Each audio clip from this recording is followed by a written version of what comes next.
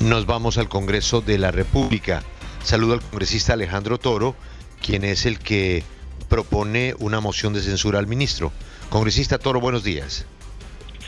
Muy buenos días para ti, Julio, para la gente que hoy está contigo en la mesa y sobre todo para todos los colombianos, y abrazo a todos los damnificados de esta terrible tragedia. Los que defienden al ministro y el propio ministro dice que la familia también está primero y que él tenía un compromiso con sus hijos, a los que le queda por su trabajo difícil verlos, y que para él su familia tiene la misma prioridad que su trabajo. Esa respuesta para usted veo que no es satisfactoria. Por supuesto que no es satisfactoria por muchísimas razones. Mira, lo primero es decir que yo he reconocido el trabajo que han hecho algunos de los funcionarios del gobierno, por ejemplo, el mismo vicepresidente de la República. Algunos habrán tenido salidas buenas o malas en algunas intervenciones, pero han estado en el territorio, han estado con la gente. El vicepresidente acaba de hacer o dar también unas declaraciones el día de ayer, donde casi que también deja en entredicho la acción que acaba de realizar este señor ministro de Vivienda. Que hay que estar con la familia, por supuesto. Hay que recordar el silencio que guardó desde el momento en que se filtran estas imágenes en la playa. Es que no estaba en su casa, no estaba viendo su familia en Bucaramanga, en la playa, y justamente salí y dice eso. Es que hay que ver la familia. Mi familia estaba en Bucaramanga, yo estaba en Bogotá, pues encontrémonos en la playa, en Santa Marta, en medio de la tragedia, cuando justo esa noche cae tremendo aguacero en los lugares donde la gente está en carpas improvisadas. Hay que recordar que solo en Risaralda se necesitan reconstruir aproximadamente 112,000 edificaciones. Entonces el ministro de Vivienda creo que debería renunciar. Es que no es que le deba explicaciones al país, debe renunciar porque a todas luces demostró que no puede atender de manera responsable esta tragedia. Y si a eso le sumamos su intervención en el 2021, cuando en un trino le dice al alcalde de Bucaramanga en ese momento que no es tiempo de vacaciones, que hay que atender la pandemia y que para eso lo eligieron. Sí, pues representante, permítame, porque vamos a saludar también a su colega, él es del Partido Conservador, es el representante David Cote. Muy buenos días, e inmediatamente le pregunto, ¿no sería así más fácil que el ministro de Vivienda renunciara para no desgastar políticamente al gobierno del presidente Abelardo de la Espriella en el Congreso con una moción de censura que podría llegar a prosperar? Apreciada periodista, un saludo especial. Yo soy del Partido Centro Democrático, mi nombre es David Cote y le agradezco la oportunidad que me da de participar en este debate. Miren, algo muy importante que hay que precisar sobre este punto en específico es que yo no vengo a justificar los errores que tal vez eventualmente haya cometido el ministro. Me parece que faltó al timing, faltó a la mínima empatía que debemos tener en un momento como el que estamos viviendo. La pregunta es sobre si debe renunciar o si aplica y procede una moción de censura en este momento. Yo quiero decirles que hoy el país está viendo una crisis muy compleja. Estamos viendo los incendios forestales en varios departamentos del país.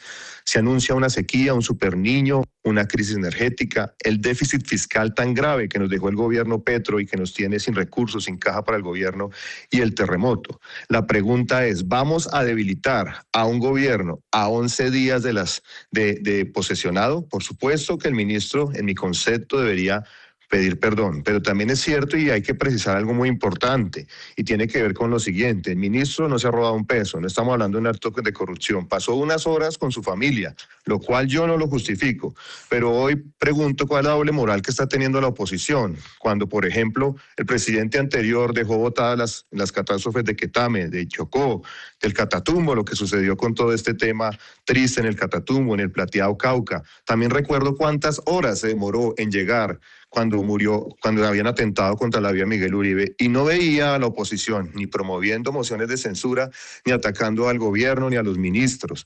Pero pareciera suceder, lo que está sucediendo es que algunos lloran con el ojo derecho y no con el ojo izquierdo. Toro, al final esto siempre es una cuestión de votos, porque las mociones de censura no suelen avanzar por dos cosas, o porque los funcionarios saben que hay los votos en contra y renuncian antes, o porque saben que no los van a conseguir y se quedan y enfrentan el debate. ¿En qué panorama estaría hoy esa situación para esta moción de censura? Bueno, pues lo primero es contestarle al representante que, no sé, o sea, ya te me parece muy indolente decir faltó al timing. No faltó al timing, faltó a las víctimas, le faltó a las necesidades hoy del territorio. O sea, él tenía que estar al frente, inclusive dentro de su ministerio está el viceministerio de Aguas y hay que atender el tema del Chocó y el tema de Bucaramanga. Y lo otro, creo que anclándolo a tu pregunta, tiene que ver con el tema de la moción de censura. ¿Cómo que no se hicieron mociones de censura? Por lo menos 8 mociones de censura. Es que yo estuve en el Congreso de la República, al ministro de Salud, a la ministra de Minas, a la ministra de Medio Ambiente. O sea, se hicieron mociones de censura y no tuvieron los votos. En este momento, ¿cómo iniciamos? Para presentar la moción de censura se necesita el 10% de las firmas de los congresistas de esa Cámara. En el caso nuestro serían 19 votos y ya tenemos más de 40 firmas recogidas no solo del pacto histórico.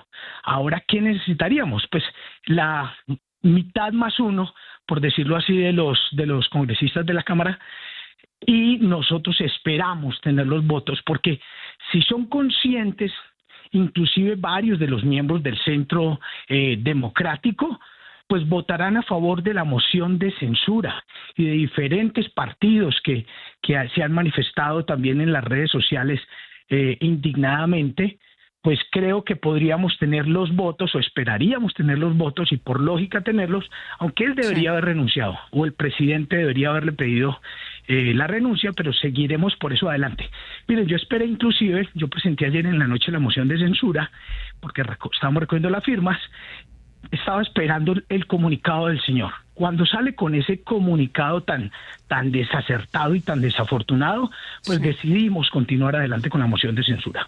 Sí, es que este tema ha incluso promovido algunas críticas dentro de la propia coalición de gobierno y por eso quiero preguntarle, representante David Cote, si no es de pronto contraproducente salir a defender o a justificar lo que ha hecho el ministro de Vivienda, porque es que no se nos puede olvidar, por ejemplo, que el ministro acaba de llegar al cargo, que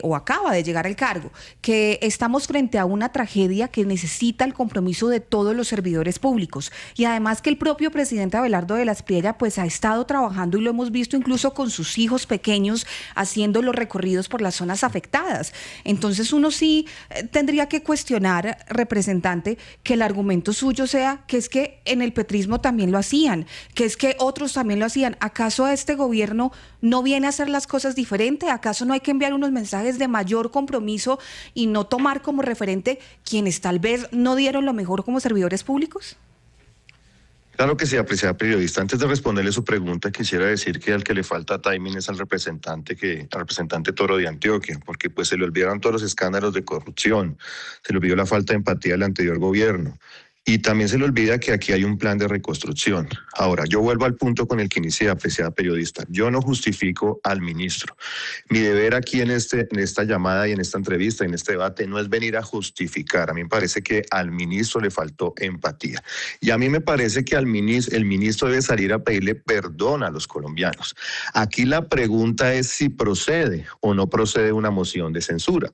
Porque cuando vamos a la jurisprudencia constitucional, por ejemplo, la C757 del 2008 habla de los límites del control político, donde hay una tensión entre dos temas. Uno es permitir el control y otro tema que es que el control no provoque un bloqueo y una desestabilización, un riesgo institucional por el mal uso de esta figura del control. Es que aquí estamos hablando, como usted misma lo dice, de que el gobierno lleva 11 días, que tiene que atender la catástrofe del terremoto, los incendios forestales, el déficit fiscal y el superniño. Vamos a debilitar al gobierno sacándole un ministro a 11 días que lleva en el periodo. Ahora, aquí algo muy importante, la sentencia 432 del 2017, la sede de la Corte Constitucional, habla acerca del abandono del cargo y expresa claramente que el abandono tiene que darse cuando hay una dejación injustificada del cargo y de manera indefinida. Aquí él pasó unas horas en la playa. Es importante tenerlo en cuenta. La pregunta es, por ejemplo, que eso deberían habérselo preguntado, al menos un derecho de petición antes de erradicar una moción de censura. Había un puesto unificado al cual inasistió el ministro, faltó a una reunión de emergencia, incumplió una orden presidencial, tenía una visita a la zona afectada.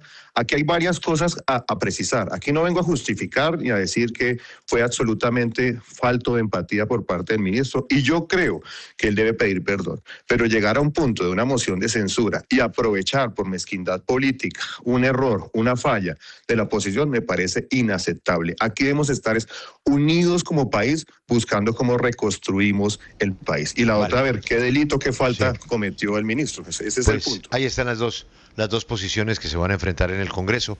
A los amables congresistas, gracias por la explicación y por su tiempo.